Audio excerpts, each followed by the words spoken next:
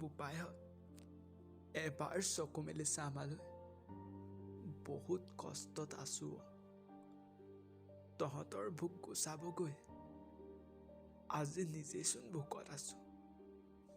বোপাইহঁত এবাৰ চকু মেলি চা। কেতিয়াবা বানে, কেতিয়াবা শীতৰ খৰাঙে সকলোবোৰ শেষ কৰে। মনৰ ভিতৰ আৰু বাহিৰৰ এখন যুঁজৰ যুঁজাৰু আমি।